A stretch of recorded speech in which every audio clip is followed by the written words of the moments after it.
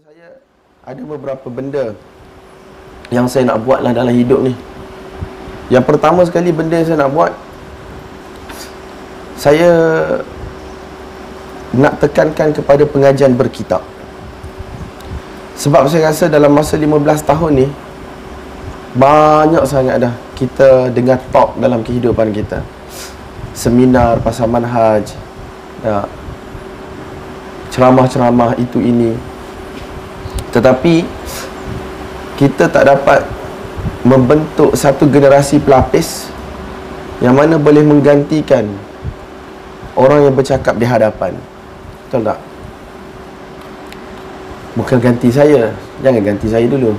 Doakan supaya saya hidup lama lagi. Maksudnya generasi yang mana boleh untuk duduk ke hadapan dan boleh berkongsi juga. Betul tak tuan-tuan? Maksudnya kita ada ramai orang yang mendengar.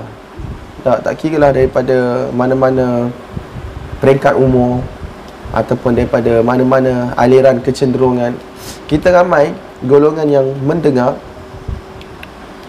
Alhamdulillah ramai juga yang faham.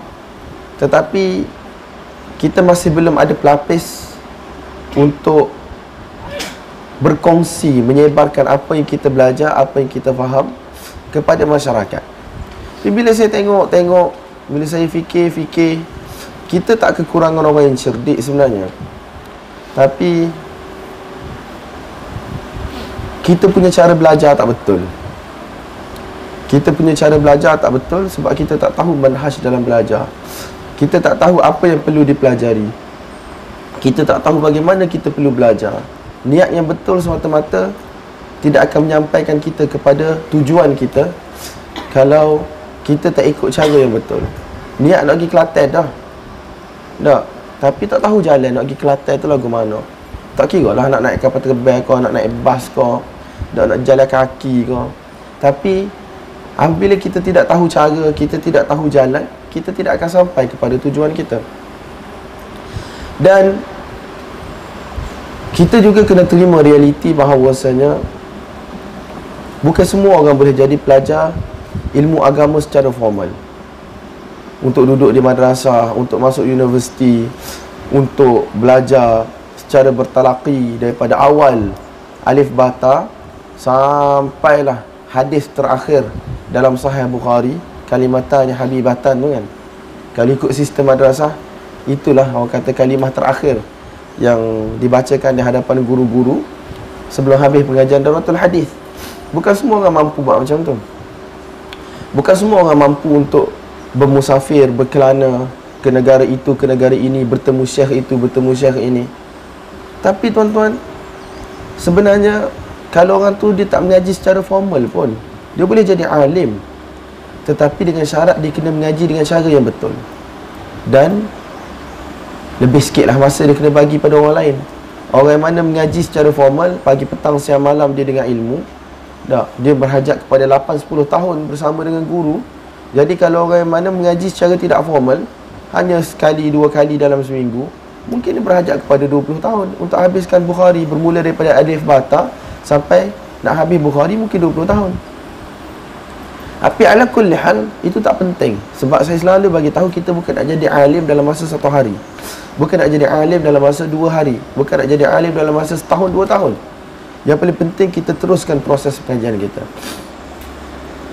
Jadi tuan-tuan, banyak benda yang saya nak kena buat. Biarlah orang tak nampak apa saya nak buat. Tapi yang paling penting saya nampak apa saya nak buat.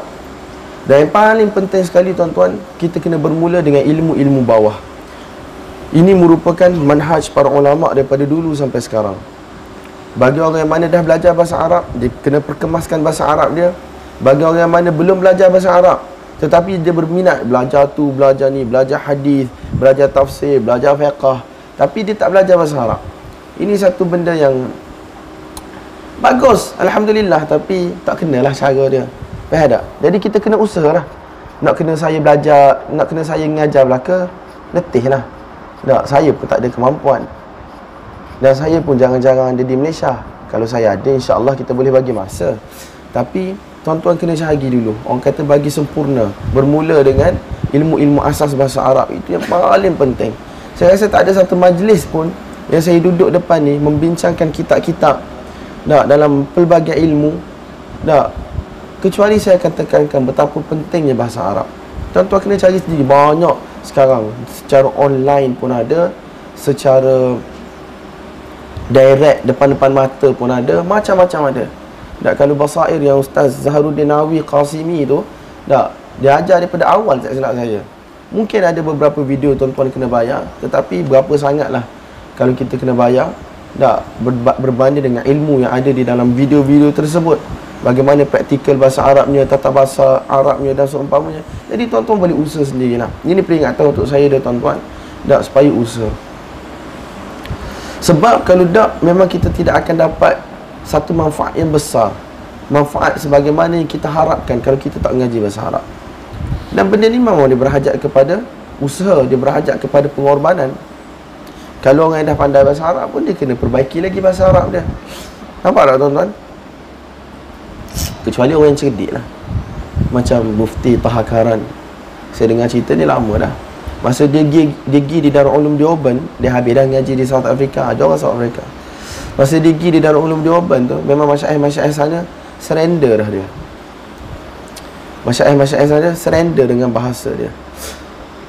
Bila kami ziarah Ustaz Zaharuddin beberapa hari lepas, dan cerita ni saya dah dengar hampir 10 tahun pun daripada beliau. Bila dia minta mengaji dengan Maulana Taha Karan untuk mengaji bahasa Arab, dia kata, aku tak mengaji pun kitab kamu minta mu aku mengajar tu. Kitab Hidayatul Nahwi tu, orang kata kelas kedua lah kalau mengaji, kelas kedua ataupun ketiga kalau pengajian sistem India Pakistan. Aku tak mengaji pun Hidayatul Nahwi tu. Aku mengaji hanya Nahwu Wadih sahaja.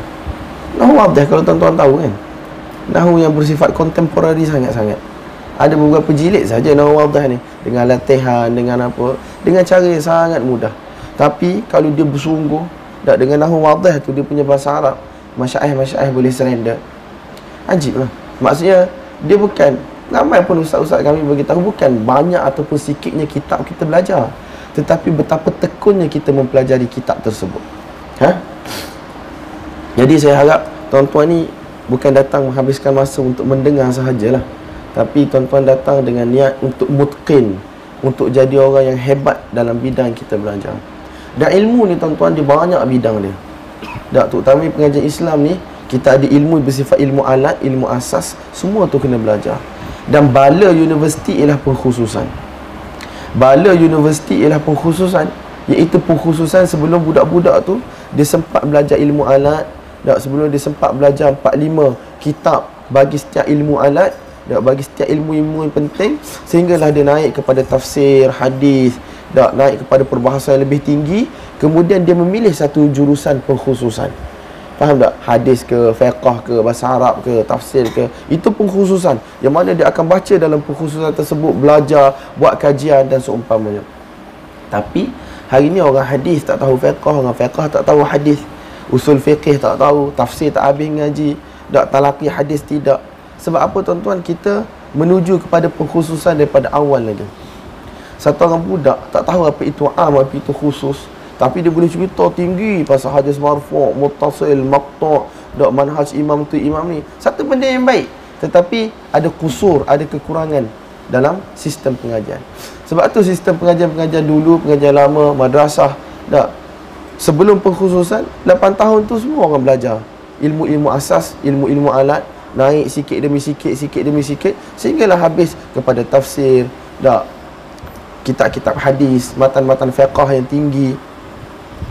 Sehingga pelajar-pelajar itu, dia ni orang kata bangunan tu dah sempurna lah, dah selamat, boleh duduk lah. Cuma pengkhususan ni untuk decorate lah, bagi cantik lagi, bagi cantik di situ, cantik di sini. Itu seumpama, tuan-tuan boleh faham insyaAllah. Yang kedua ialah, memang saya punya minat saya pada bidang hadis lah. Jadi saya fikir kalau dulu ulama-ulama dia tinggal kitab secara bertulis, tapi lah ni Allah Subhanahu Wa Taala mudahkan pada kita dengan cara teknologi dan seumpamanya, kita boleh tinggal dalam bentuk video, ilmu yang bermanfaat insya-Allah, yang boleh dibaca, yang boleh pelajari, yang boleh diamalkan, yang boleh disampaikan. Jadi saya punya niat memang kebanyakan kitab ulumul hadis saya ingin baca secara satu-satu dan direkod untuk manfaat saya sendiri, kawan-kawan dan generasi akan datang. Tapi bagaimana cara kita nak baca? Kita nak baca mengikut peringkat daripada bawah sampai atas. Biarlah mari depan saya ni seorang, dua orang, walaupun tak ada orang depan pun tak kisah. Tapi niat saya memang saya niat nak rekod pengajian-pengajian ulumul hadis, dan kita akan kelas-kelaskan mengikut level dan grade. Bermula daripada kitab bawah, naik, sehingga pelajar walaupun dia berada di rumah dia boleh ulang kaji ataupun dia boleh belajar dengan cara yang betul. Tapi at the same time kita perlukan pengajian-pengajian yang begitu juga untuk bidang-bidang ilmu yang lain, untuk fiqh, untuk usul fiqh, untuk usul tafsir dan seumpamanya. Benda ni berlaku banyak di negara Arab, tapi tidak berlaku secara meluas di Malaysia. Malaysia, kalau video-video ceramah-ceramah biasa tu kita banyak lah tuan-tuan. Tapi pengajian orang kata yang berperingkat ni tidak ada. Dan satu lagi, pengajian banyak buku yang kita boleh baca, kita boleh belajar. Tetapi sebagaimana kata-kata ulama, al-barakatu ma'a akabirikum, keberkatan tu bersama dengan orang-orang tua di kalangan kamu. Maksudnya apa yang mereka pilih untuk dijadikan teks pengajaran, kami selalu guna istilah ada keberkatan di situ. Tak pemilihan kitab, tak bagaimana cara kitab diajar, semua ini benda-benda yang mana pelajar warisi daripada guru-guru dia. Jadi tuan-tuan, saya tak nak membebel panjang, tapi itu hakikat yang saya dan tuan-tuan kena sedarlah.